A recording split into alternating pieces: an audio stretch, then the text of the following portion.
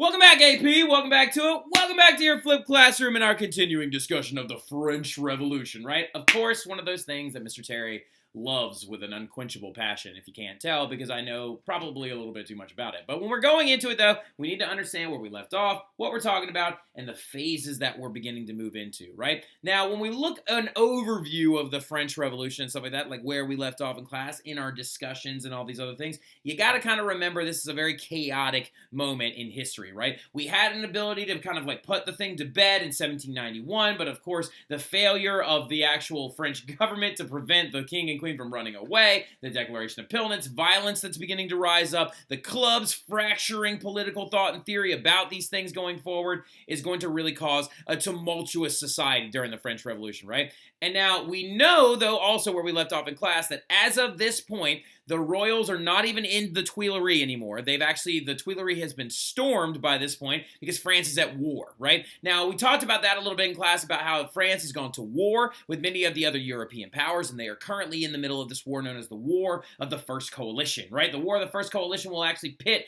France against people like the British, the Dutch, the Prussians, the Austrians, the Russians later on, and other members of the like, that of all of these European countries that are uniting against the French, right? Now, interestingly enough, the French, though, are winning a lot of battles, right? They're winning a lot of battles. They're practicing mostly a defensive war, but they are actually being able to reclaim a lot of goods, grains, and other things like that to kind of replenish some stockpiles in France, and so nationalism is beginning to explode. But something we need to understand that's very, very important is that there's a general concern going on in France at this point. There are rumors swirling around all over the place that, like, the Queen, Marie Antoinette, is sending French military secrets to the Austrians and the Prussians. There are rumors going around that the king is actually on the side of the enemies of France, and that everything, as this nationalism is exploding, there's some fear and nervousness exploding as well. And so where we left off in class, we talked about how the Tuileries Palace on August 10th, 1792 would be stormed by a large mob of poor people, and that they would capture, like the royals, capture them, rip them out of their home, and that the only reason that they avoided death was because the National Assembly was able to save them and place them inside of a prison, right? Place them inside of a prison that, like, of course, is like really disgusting, a regular person prison, right? And separated the family into different cells, right? Marie Antoinette in one, Louis XVI in one, the children in some various other ones as well. Now, the thing about it, though, is that the National Assembly is realizing we need to figure out a method to calm some of this violence down a little bit. So they decide to elect a new legislative body, and they call this new legislative body the National Convention. Now, don't let that confuse you too much. It's basically the National Assembly with a new name, right? It's a National Assembly, but it's just the National Convention, which will last from 1792 to 1795. The only unique difference about this is that the National Assembly used to be all of the delegates that were elected to actually go, like, function in the, in the Legislative Assembly, and then also eventually going all the way back to the Estates General. Well, this one is going to be a legislative body that is going to be elected by universal male suffrage, right? So everyone was allowed to vote in it. Now, remember, though, we have some radicals and some moderates that are on the rise during this point. We've got the Jacobins, right, who are the radicals who want, like, death, blood, and violence in the streets, and then we've got the Girondins, who are a little bit more calm, a little more moderate, and, like, there are ways to fix this with documents and things like August the 4th and, like, other ways to kind of calm everyone down. Respectively, you've got the Jacobins on this side. About 26% of the new National Convention was, like, them, elected by the people of France. 21% about the Girondins. And then this 51%, which actually still has controlling stake over the National Convention, are all the other clubs, right? Including the Flûteleurs and the Courbevoies and, like, the Croissants and, like, all these other goofy little names that they have. And the Thermidorians is a big one as well, we'll talk about later on.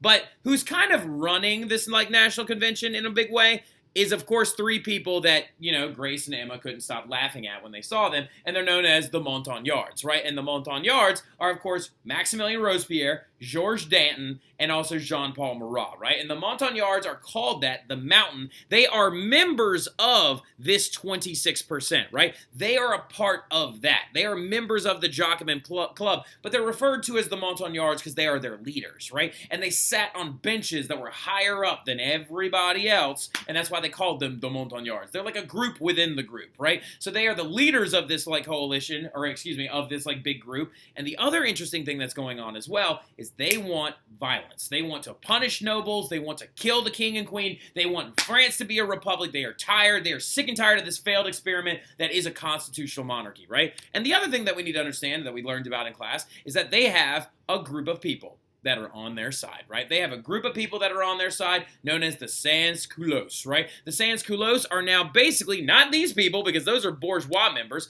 And what are they wearing? They're wearing culottes, right? Bourgeois members wore culottes, also known as breeches or tight breeches that were tailored for your body, right? Well, sans-culottes members are poor, so they looked more like this, right? They are revolutionary citizens who wore loose-fitting clothing and things like that, who were violent and demanded two simple things, exactly like Anita said in class, right? They want blood and they want bread, right? They want to see people be punished for the things that they have done, and they want bread to feed their families. Those are the only two things they need. So the Montagnards are aware of this, and they decide to stir the pot a little bit, right? The sans-culottes are also the people that are worried that at any moment Austrian forces are going to come in the number of 50,000 under Leopold II to try and crush the revolution that they're leading, right? The sans-culottes are afraid that the royals are in on this entire thing. Because remember something key here, okay? The sans-culottes members are poorer ends of society. They are basically a mob of individuals, right? So if the mob is of poorer members of the society, they're not the most well-informed, right? So rumors are very effective against them.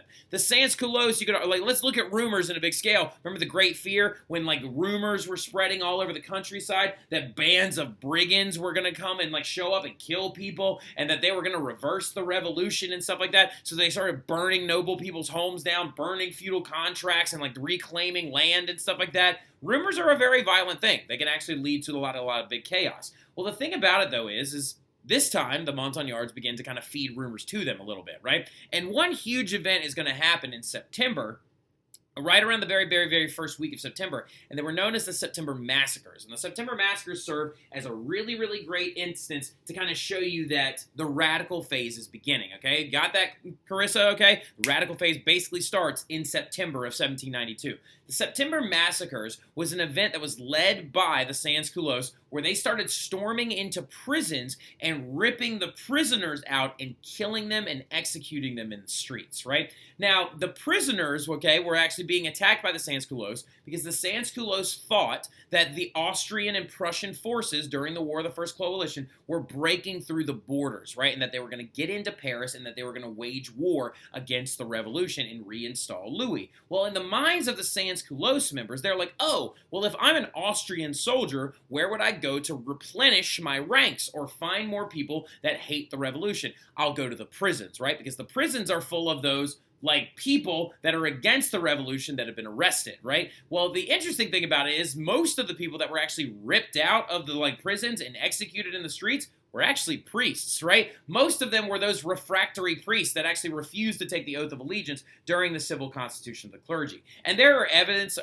there is like accounts, y'all, of these September massacres where they were like killing these people, like holding trials in the middle of squares and bludgeoning them to death with hammers and things like that. So things are wildly out of control, right? Wildly out of control. So far out of control that some of the people who supported the revolution early on aren't even in France anymore because they've ran away. I want the next thing I tell you to kind of serve as a great instance or a great image of how out of control things are getting in France right now, right? France is winning this war, the First Coalition, pretty much most of the time. Like towards the end of it, they start losing a little bit and losing some ground at some pretty big key battles. But Lafayette, the Marquis de Lafayette, the guy that led the National Assembly's new army, that led the national militia, that was so pro-patrie, so pro-French Revolution, left. Like on August 19th, after the Tuileries was stormed, 9 days after, he saw the writing on the wall, y'all. He saw the writing on the wall being like, this is unsustainable. It's going to break loose. It's going to like lead to the destruction of everything we've worked for. Y'all, he willingly walked up to the Austrian forces with his hands up and he's like, I surrender. And he literally defected to the Austrian side because he knew if he showed his face in Paris after the August 10th, before the September massacres, that he'd be dead, that they'd kill him, because they were arresting nobles. They were arresting people like Lavoisier, a chemist who used to collect taxes and stuff like that. They are going full-blown anarchy almost, right? So Lafayette, he refused to actually go back, and he defected and went right back to the Austrian side, where the only thing he asked was to see his daughter and his wife every now and again, right? Also, in this process, right after the September massacres, in the very beginning of September, right after the massacres had been sustained, the new national convention decides, you know what we don't need anymore? A monarchy. And they declared France a republic. Now, something you need to understand in republics, whenever you're looking at ancient Rome, okay? The ancient Romans were a republic. They created the concept of a republic, right? And in ancient Rome, the one thing you were never allowed to have was a king, right? Julius Caesar was offered a crown and he threw it to the ground because he was like, there are no kings of Rome, right? Only the republic, right? So you have to understand that a republic is a very ardent concept that is ruled by the people. And this is going to begin a phase of the French government known as the French First Republic, right? And so when it was declared a republic, that means that you've got some royals that have no real title anymore, because Louis is going to be stripped of all of his title and he's going to be put on trial for treason, y'all. At the end of 1792, in the last part of the years, he's going to have a huge trial that lasted for months, where lawyers are going to try to defend him and say that it wasn't necessarily his fault and that all these other things went haywire, and that originally the people of France loved him at the beginning of the revolution. Why for all of this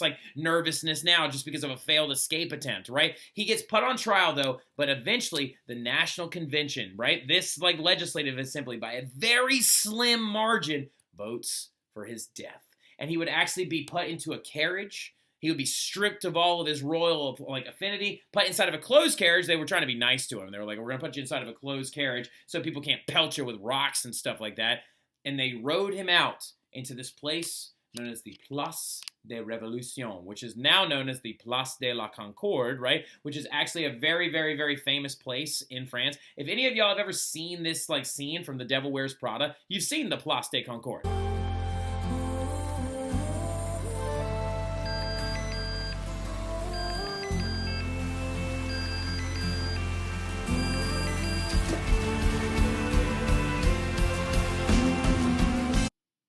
Yeah, so that scene from The Devil Wears Prada where she throws the phone into the fountain and stuff like that, the guillotine of France stood right next to that fountain, right? Right next to where that fountain was is where Louis XVI would be guillotined in January of 1793, right? He was marched up to the top of the guillotine. They allowed him to say any of his last words, and he said, I forgive those who are guilty of my death. And he looked over at a statue that was gone, right? There was this pedestal that used to have a statue of his grandfather, Louis XV, on it, and it had been ripped off by Sans-Culottes members and melted down, and there's only one piece of it left, and there's only one piece of it. It's a hand at the John Paul Getty Museum in Los Angeles, California. Just one hand left from that original statue. And they put him on top of the guillotine, strapped him to it, cut his head off, and the actual executioner showed it to the crowd as they screamed in joy.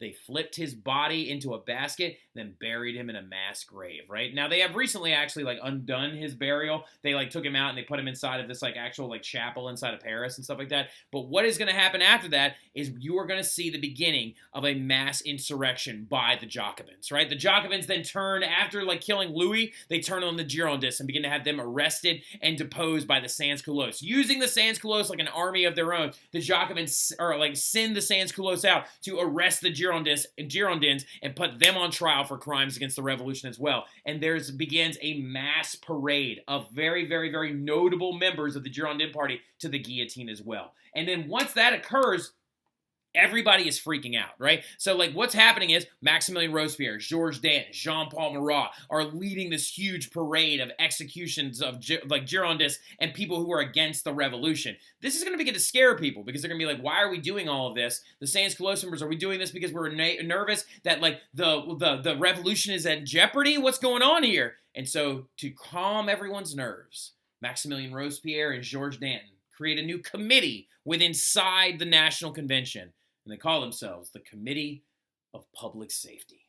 And whenever you hear the word Committee of Public Safety, you should think things like I'm talking on the level of like Nazi. All right, like, so like you should think things on the level of like terrible groups of people, Spanish Inquisition level bad. All right, so like now the Committee of Public Safety is not a safe thing at all. It is basically a committee that was like started to try and keep the revolution safe from counter-revolutionaries, but what it did was it gave the Sans-Culottes what they wanted. It gave them bread and it gave them blood to keep them distracted and on board with the revolution, right? Because what's beginning to happen in the countryside ever since Louis's death is counter-revolutionary cities are beginning to pop up, right? So what's happening is like there are certain cities throughout France that are like, we never wanted all of this. We never wanted all this. We didn't want our king to be executed. We never wanted for like this to lead to mass executions and stuff like that. We didn't want all this. And so they begin to kind of like not listen to the things coming out of Paris. And they were known as counter-revolutionaries, right? So going on now, you've got a planned economy. The Committee of Public Safety passes a planned economy where they set prices on things like meats and breads and stuff like that, leading to scarcity and actually kind of like creating what's known as emergency socialism, okay? There's a total war state in France where all goods and things that are being produced in the state of France are going directly to the army to keep fighting off the coalition armies that are coming into the borders of France, right? So we are now entering into this moment where there are mass executions, where there's a planned economy, where it's total war, where there's ultimate fear. And so we are now entering into the moment in history known as... Don't you remember why I told you to stay close to me during the French Revolution? Because after the French Revolution, it was gonna rain? Close. I said after the French Revolution comes the Reign of Terror!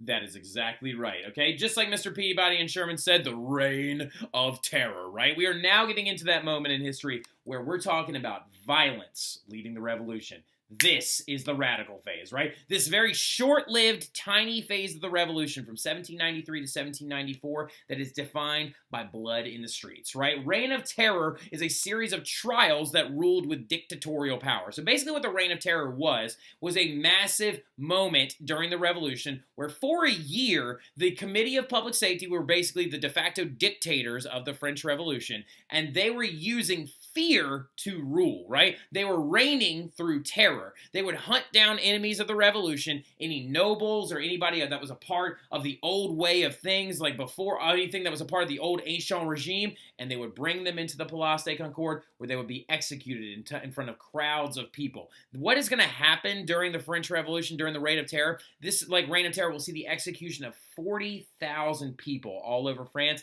and the arrest and torture and interrogation of 300,000 people, right? But the question is what is the point of this, right? What is the point of this? And the point of it is to try and scare counter-revolutionaries, right? To make sure that no one rose up against the revolution, to keep people like Georges Danton and Maximilien Robespierre in power. And the symbol of the Reign of Terror is, of course, nothing else but this guy right here. The device that has now been introduced that is known as the guillotine, right? The guillotine invented by a man named Louis Guillotine, right? Who is actually a doctor and a physicist, or not physicist, a doctor and a physician who created this device because he wanted to create a device that was meant to execute people equally, right? Because back in the day, before the guillotine was created, poor people could be hung, beaten to death on the wheel and stuff like that, and went through very, very terrible, torturing executions, right? Whereas wealthy people were either executed via beheading or possibly poisoned, right?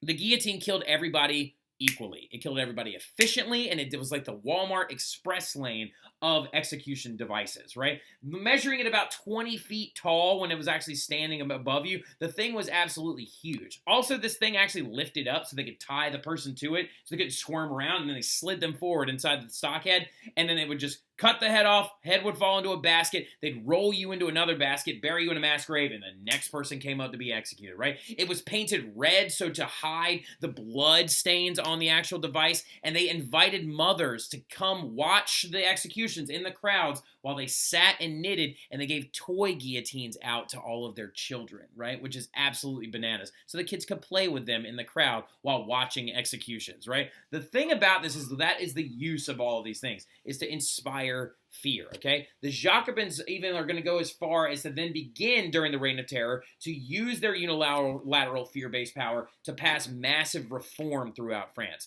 They're going to suppress women's rights, y'all. They are going to actually have even Olympe de Gaulle, the woman that actually like wrote the Declaration of the Rights of Women, she gets guillotined during the during the Reign of Terror. What's going to go on as well is that women are going to be forced back into their domestic roles. All those rights that they earned during the October Women's March are going to basically be taken away. They're going to change how time was kept. They're going to change the units of weight and measurement. They changed all the names of the days of the week. They went from 12 months down to 10 months. They changed every name of the day of the months. They went from like different days to 30 days every single month. Like one, for example, during July was called Thermidor because it was called the hot month, right? Also another big thing that happens as well is de-Christianization, right? So during the Reign of Terror, they closed many famous churches. The Cathedral of Notre Dame, one of the most famous Catholic churches in the world, got turned into a temple of reason, where they basically outlawed Christianity during the Reign of Terror, and they said instead that they would actually hold up the Temple of Reason and Enlightenment ideals, and that Christianity no longer exists. They just honored former heroes of the Revolution and heroes of the people like Jean-Jacques Rousseau, right? Or Voltaire, right? They created a huge building known as the Pantheon where basically all their bodies were moved to, right? So during the Revolution, Voltaire's body would be, he didn't die until after the Revolution, but during the Revolution, Jean-Jacques Rousseau's remains got moved into the Pantheon because he was a hero and a forefather of the Revolution, right? During this entire process as well, during the Reign of Terror, you're going to see nationalism explode. You're going to see a draft of all unmarried men into the military, which was known as the levée en masse, where every single man of fighting age between 18 and 25 was forced to go off and fight in the War of the First Coalition. And the brilliant thing about this whole thing that was going down is a lot of it was visually documented by none other than this guy. His name is Jacques-Louis David, and he's actually a very famous figure who actually painted that painting right there. That is, of course, the death of Marat. But we'll talk about the death of Marat and the end of the Reign of Terror when I talk to y'all in class, all right? But I'll see y'all soon. Y'all have a great rest of your weekend. Talk to y'all in a little bit.